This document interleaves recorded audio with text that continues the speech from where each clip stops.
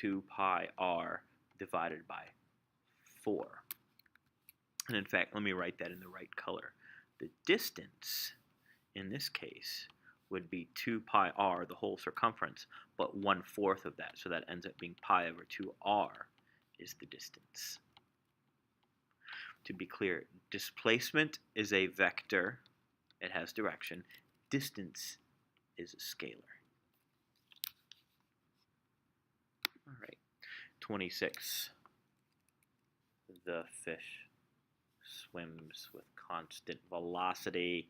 That means the net force is 0. That comes up so many times in IB.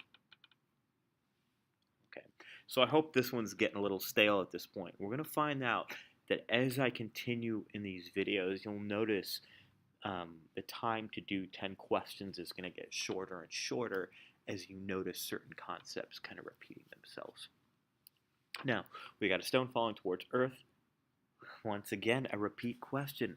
The force that the stone exerts on the Earth is exactly equal to the force that the Earth exerts on the stone. This, once again, is Newton's third law. I want to type it out one more time just to be clear.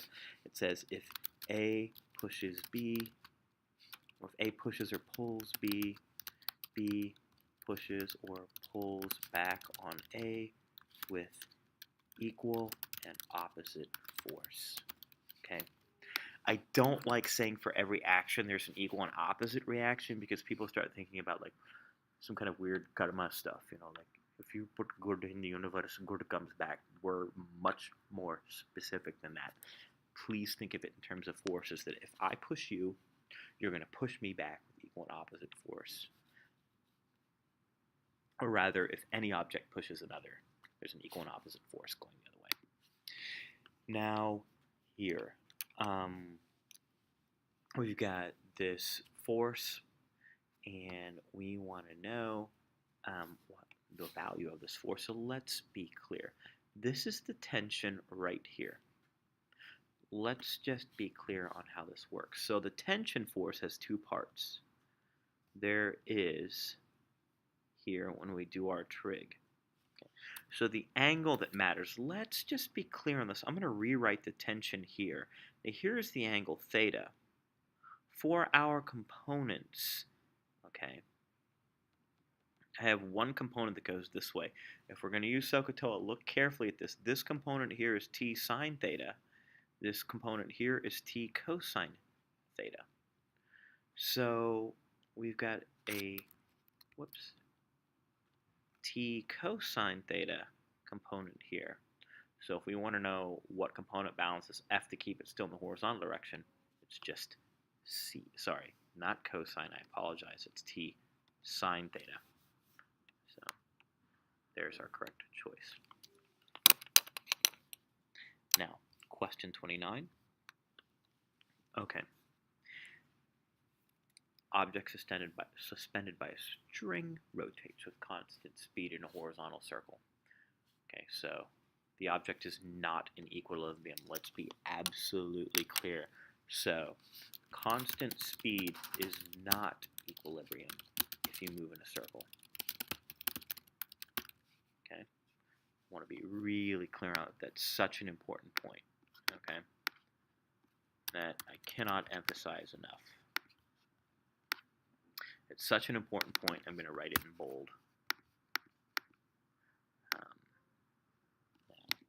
The force acts in the direction of motion.